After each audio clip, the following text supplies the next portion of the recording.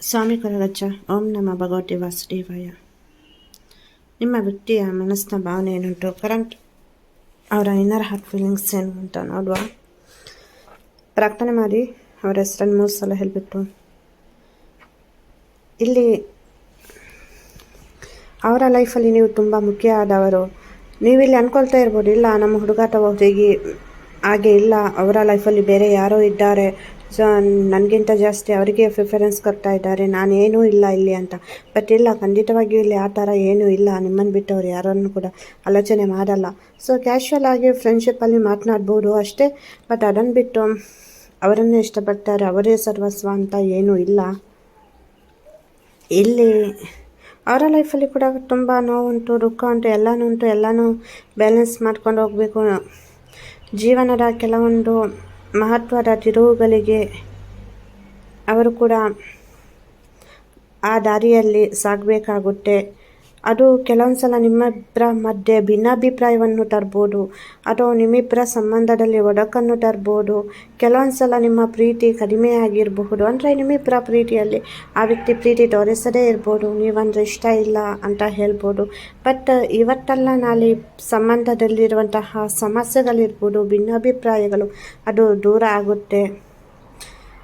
ಇಲ್ಲ, ಆ ಥರ ಇಲ್ಲ. ಅವರ ಲೈಫಲ್ಲಿ ಬೇರೆ ಯಾರೋ ಇದ್ದಾರಂತೆ, ಪದೇ ಪದೇ ಆಲೋಚನೆ ಮಾಡ್ತಾನೆ ನೀವು ಟೈಮನ್ನು ಸ್ಪೆಂಡ್ ಮಾಡ್ತಾ ಇದ್ದೀರಾ. ಬೇರೆಯವರ ಆಲೋಚನೆಗಳನ್ನು ನೀವಾಗೇ ಆಕರ್ಷಣೆ ಮಾಡ್ತಾ ಇದ್ದೀರಾ.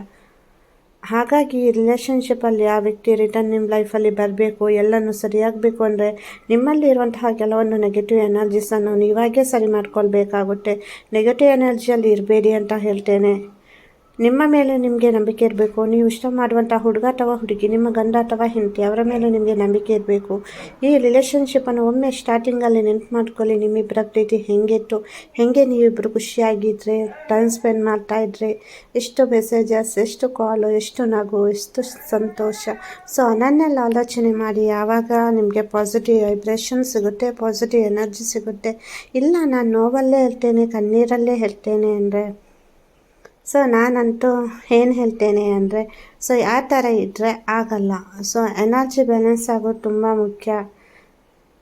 ಇಲ್ಲಿ ಸಮಸ್ಯೆ ಉಂಟಂತ ಹೇಳಿಬಿಟ್ಟು ಅದರ ಬಗ್ಗೆ ಆಲೋಚನೆ ಮಾಡಿದರೆ ನೀವೇ ಆಕರ್ಷಣೆ ಮಾಡ್ಕೊಳ್ತೀರಾ. ಎಲ್ಲವ ನಿಮ್ಮ ಕೈಯಲ್ಲಿಂಟು. ನಿಮ್ಮ ಪ್ರೀತಿಯನ್ನು ಸಕ್ಸಸ್ ಕಡೆಗೆ ಕರ್ಕೊಂಡು ಹೋಗೋದು.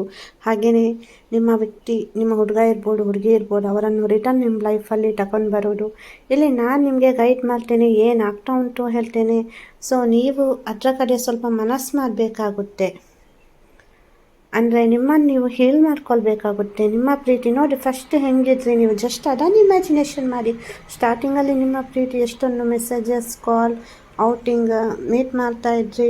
ಸೊ ಅವ್ರಿಗೆ ಇಷ್ಟ ಆಗುವಂತಹ ಡ್ರೆಸ್ ವೇರ್ ಮಾಡ್ತಾಯಿದ್ರಿ, ಅವರಿಗೆ ಇಷ್ಟ ಆಗೋ ಥರ ಹೇರ್ ಸ್ಟೈಲ್ ಮಾಡ್ಕೊಳ್ತಾ ಇದ್ರಿ. ಸೊ ಇದನ್ನೆಲ್ಲ ಸ್ವಲ್ಪ ಆಲೋಚನೆ ಮಾಡಿ ನೆನ್ಪು ಮಾಡ್ಕೊಳ್ಳಿ. ಸೊ ಪಾಸಿಟಿವ್ ಎನರ್ಜಿ ಆಟೋಮೆಟಿಕ್ಕಾಗಿ ಬರುತ್ತೆ. ನಾನು ಹೇಳ್ತೇನೆ ನೋಡಿ ನಿಮಗೆ ಏನು ಮಾಡಬೇಕು, ಏನು ಆಗ್ತಾ ಉಂಟು ಕರೆಂಟ್ ಸಿಚುವೇಷನಲ್ಲಿ ಅಂತ. ಸೊ ಇಲ್ಲ, ನಿಮಗೆ ಇದು ಆಗಿ ಬರಲ್ಲ ಅಂದರೆ ನಾನು ಆವಾಗಲೇ ಹೇಳ್ತೇನೆ ಆಗಲ್ಲ. ಸೊ ಬೇಡ, ಬಿಟ್ಬಿಡಿ, ಆಲೋಚನೆ ಮಾಡಿ ಸರಿಯಾಗಿ ಅಂತ. ಇವಾಗ ನಿಮ್ಮ ವ್ಯಕ್ತಿ ನಿಮ್ಮ ಜೊತೆ ಇರಬೇಕು ಅಂದರೆ ನೀವು ತುಂಬ ಹಂಬಲಿಸ್ತಾ ಇದ್ದೀರಾ, ಬಯಸ್ತಾ ಇದ್ದೀರಾ. ಬಟ್ ಅವ್ರಿಗೂ ಕೆಲವೊಂದು ಲೆಸನ್ ಕಲಿಬೇಕಲ್ಲ. ಸುಮ್ಮನೆ ಲೈಫಲ್ಲಿ ಇದ್ಬಿಟ್ಟು ಏನೂ ಮಾಡದೆ ಇದ್ದ ಹಾಗೆ ಅವ್ರಿಗೆ ಅನಿಸ್ತಾ ಉಂಟು. ನನ್ನ ಲೈಫಲ್ಲಿ ನಾನು ಇನ್ನೂ ಕೂಡ ಮಾಡಲಿಕ್ಕೆ ತುಂಬ ಉಂಟು. ಸೊ ನಾನು ಏನು ಇಷ್ಟ ತನಕ ಮಾಡಿದ್ದೇನೆ ಅದು ಏನೂ ಇಲ್ಲ ಅನ್ನೋ ಭಾವನೆಯೂ ಬರ್ತಾ ಉಂಟು ಕೆಲವರಲ್ಲಿ. ನಿಮ್ಮನ್ನು ಯಾವಾಗಲೂ ಅವರು ಪ್ರೀತಿ ಮಾಡ್ತಾರೆ, ನಿಮ್ಮನ್ನು ಬಿಟ್ಟು ಬೇರೆ ಯಾರನ್ನು ಕೂಡ ಆ ದೃಷ್ಟಿಯಿಂದ ನೋಡಲ್ಲ. ಕ್ಯಾಶುವಲ್ ಆಗಿ ಫ್ರೆಂಡ್ಸ್ ಥರ ನೋಡಿದ್ರು, ಚೆನ್ನಾಗಿ ಮಾತನಾಡಿದ್ರು. ಸೊ ಅದರ ಬಗ್ಗೆ ಕೆಲವೊಂದು ಸಲ ಡೌಟು ಅಥವಾ ಅನುಮಾನ ಬರೋದು ಸಹಜ. ಹೆಣ್ಮಕ್ಳಿಗಿರ್ಬೋದು, ಗಂಡು ಮಕ್ಳಿಗಿರ್ಬೋದು. ಬಟ್ ನೀವು ನಿಮ್ಮ ವ್ಯಕ್ತಿ ಹೇಗೆ ಅಂತ ನಿಮಗೆ ಗೊತ್ತಿರುತ್ತೆ. ಸೊ ಅದರ ಮೇಲೆ ನೀವು ಅವರನ್ನು ಪಾಸಿಟಿವ್ ದೃಷ್ಟಿಯಿಂದ ನೋಡಬೇಕಾಗುತ್ತೆ. ಸೊ ಏನೇನೋ ಮನಸ್ಸಲ್ಲಿ ಕೆಟ್ಟ ಆಲೋಚನೆಗಳು ಬರೋದು ಸಹಜ. ಏನಕ್ಕಂದ್ರೆ ಅವರು ನಮ್ಮ ಜೊತೆ ಇರಲ್ಲ ಅಲ್ಲ, ಚೆನ್ನಾಗಿ ಮಾತನಾಡಲ್ಲ, ನಂಬರ್ ಬೇರೆ ಬ್ಲಾಕ್ ಇರುತ್ತೆ. ಕೆಲವರಲ್ಲಿ ನಂಬರ್ ಬ್ಲಾಕ್ ಉಂಟು, ಬಟ್ ಅನ್ಬ್ಲಾಕ್ ಆಗುತ್ತೆ. ಸೊ ಪ್ರಾರ್ಥನೆ ಮಾಡ್ತೇನೆ ಯಾರಿಗೆಲ್ಲ ಅನ್ಬ್ಲಾಕ್ ಆಗಬೇಕು. ಸೊ ನಿಮ್ಮದು ಹೆಸರು, ನಿಮ್ಮ ಹುಡುಗನ ಹೆಸರು ಹಾಕಿಬಿಟ್ಟು, ಡೇಟ್ ಆಫ್ ಬರ್ತ್, ರಾಶಿ ನಕ್ಷತ್ರ ಹಾಕಿಬಿಟ್ಟು ನನಗೆ ಒಂದು ಕಮೆಂಟ್ ಮಾಡಿ ಪ್ರಾರ್ಥನೆ ಮಾಡ್ತೇನೆ. ಮತ್ತು ಒಂದೇ ಕಡೆ ಕುತ್ಕೊಂಡು ಏನೇನೋ ಆಲೋಚನೆ ಮಾಡೋದೆಲ್ಲ ಬೇಡ. ಸೊ ಪಾಸಿಟಿವ್ ಆಗಿರಿ ಅಂತ ಹೇಳ್ತೀನಿ. ಇಲ್ಲಿ ತುಂಬ ನೆಗೆಟಿವ್ ಎನರ್ಜಿಯಲ್ಲಿದ್ದೀರಾ. ಸೊ ತುಂಬ ಜಾಸ್ತಿ ಕಾಣ್ತಾ ಉಂಟು. ಸೊ ಮನಸ್ಸು ಯಾರದ್ದು ಅದು ಕ್ಲಿಯರ್ ಇಲ್ಲ, ನೋವಾಗ್ತಾ ಉಂಟು, ಏನೇನೋ ಆಲೋಚನೆ ಬರ್ತಾ ಉಂಟು ಅಂದ್ರೂ ಹೇಳಿ ಪ್ರಾರ್ಥನೆ ಮಾಡ್ತೇನೆ ನಿಮಗೋಸ್ಕರ, ಪರ್ಸ್ನಲ್ ಪ್ರಾರ್ಥನೆ. ಸೊ ಏನು ನಿಮಗೆ ಹೇಳಿರ್ತೇನೆ ಅದು ನಿಮಗೆ ಏನು ಟೈಮನ್ನು ನಾನು ತೆಗೆದಿರ್ತೇನೆ. ಸೊ ಟೈಮಲ್ಲಿ ನಾನು ನಿಮಗೋಸ್ಕರ ಪ್ರಾರ್ಥನೆ ಮಾಡ್ತೇನೆ ಡೈಲಿ. ಹಾಗಾಗಿ ಯಾವುದಕ್ಕೂ ಕೂಡ ಆಲೋಚನೆ ಮಾಡಬೇಡಿ, ನನ್ನ ನಿಮ್ಮ ಸ್ವಂತ ಸಹೋದರಿ ಅಂತ ತಿಳ್ಕೊಳ್ಳಿ. ಏನು ಇವ್ರ ಜೊತೆ ಶೇರ್ ಮಾಡೋದು ಹಾಗೆಲ್ಲ ತಿಳ್ಕೊಳ್ಬೇಡಿ. ಸೊ ಅಂದರೆ ಪ್ರೀತಿಯಲ್ಲಿ, ರಿಲೇಷನ್ಶಿಪ್ಪಲ್ಲಿ ಸಮಸ್ಯೆ ಇರುತ್ತೆ, ಅದು ತುಂಬ ದೊಡ್ಡ ಸಮಸ್ಯೆ ಆಗೋದಕ್ಕಿಂತ ಮುಂಚೆನೇ ನಾವು ಸರಿ ಮಾಡಬೇಕಾಗುತ್ತೆ. ಇಲ್ಲಾಂದರೆ ಇವಾಗ ಈ ಸಮಸ್ಯೆನೇ ಸರಿಯಾಗಿಲ್ಲ ಅಂದರೆ ಮತ್ತೆ ಪುನಃ ಹೊಸ ಸಮಸ್ಯೆಗಳು ಬರುತ್ತೆ. ಹಾಗಾಗಿ ಎಲ್ಲರೂ ಖುಷಿಯಾಗಿರಬೇಕು. ಸೊ ಏನೇನೋ ತಪ್ಪು ನಿರ್ಧಾರಗಳನ್ನೆಲ್ಲ ತಗೊಳ್ಬಾರ್ದು.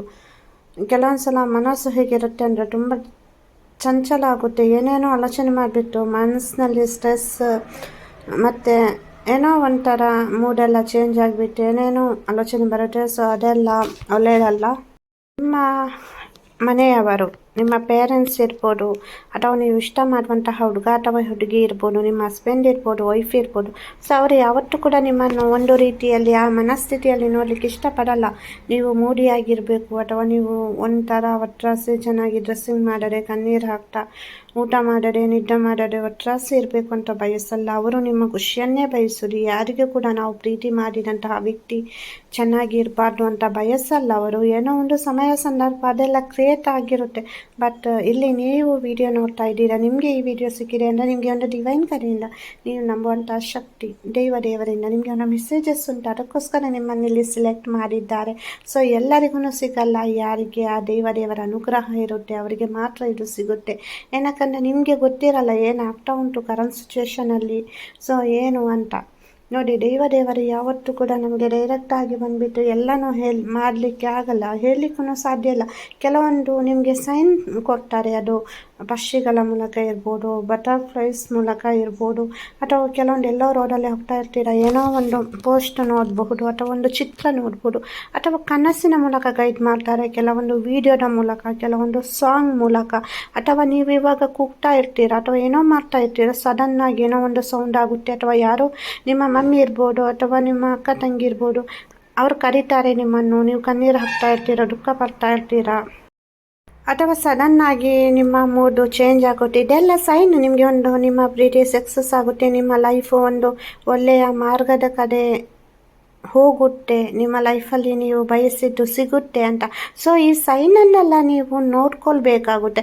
ಇಲ್ಲ ನನಗೆ ಯಾರು ಸಪೋರ್ಟ್ ಮಾಡುವವರು ಇಲ್ಲ, ನನ್ನ ಜೀವನವೇ ಇಷ್ಟೇ, ನನ್ನ ಜೀವನದಲ್ಲಿ ಏನೂ ಇಲ್ಲ, ಸೊ ಆ ಥರ ಎಲ್ಲ ನೀವು ಆಲೋಚನೆ ಮಾಡಬಾರ್ದು. ನಿಮ್ಮನ್ನು ನೀವು ಪ್ರೀತಿಸಬೇಕು, ನಿಮ್ಮ ಪ್ರೀತಿಯನ್ನು ನೀವು ಪ್ರೀತಿಸಬೇಕು. ಖಂಡಿತವಾಗಿಯೂ ನಿಮಗೆ ಒಳ್ಳೆಯದಾಗುತ್ತೆ. ಏನೇ ಒಂದು ವಿಷಯ ಇದ್ರೂ ಶೇರ್ ಮಾಡಿ. ಸೊ ಅತಿಯಾಗಿ ಆಲೋಚನೆ ಮಾಡಬೇಡಿ, ಖುಷಿಯಾಗಿರಲಿಕ್ಕೆ ಟ್ರೈ ಮಾಡಿ. ಮತ್ತು ನನ್ನ ಪ್ರಾರ್ಥನೆಯ ಸಮಯದಲ್ಲಿ ನಿಮಗೆ ನಾನು ಪ್ರಾರ್ಥನೆಯನ್ನು ಮಾಡ್ತೇನೆ. ಯಾರಿಗಾದರೂ ಜಾಯಿನ್ ಆಗಲಿಕ್ಕಿದ್ರೆ ಜಾಯಿನ್ ಆಗ್ಬೋದು. ಸೊ ಅಲ್ಲಿ ನಾನು ಸಪ್ರೇಟ್ ವಿಡಿಯೋ ಮಾಡಿ ಹಾಕ್ತೀನಿ. ಸೊ ನೀವೇನು ಶೇರ್ ಮಾಡ್ತೀರ ಅದು ನನಗೆ ಮತ್ತು ನಿಮಗೆ ಮಾತ್ರ ಗೊತ್ತಿರುತ್ತೆ, ಅದು ಹೈಡ್ ಆಗಿರುತ್ತೆ. ಹಾಗಾಗಿ ವಿಡಿಯೋ ಇಷ್ಟ ಆದರೆ ಲೈಕ್ ಮಾಡಿ, ಶೇರ್ ಮಾಡಿ, ಹಾಗೆಯೇ ಸಬ್ಸ್ಕ್ರೈಬ್ ಮಾಡಿಲ್ಲ ನಾನು ಸಬ್ಸ್ಕ್ರೈಬ್ ಮಾಡಿ, ಹಾಗೆಯೇ ವಿಡಿಯೋ ಇಷ್ಟ ಆದರೆ ಒಂದು ಹೈಪ್ ಮಾಡಿ. ಎಲ್ಲರಿಗೂ ಧನ್ಯವಾದಗಳು. ಖುಷಿಯಾಗಿರಿ.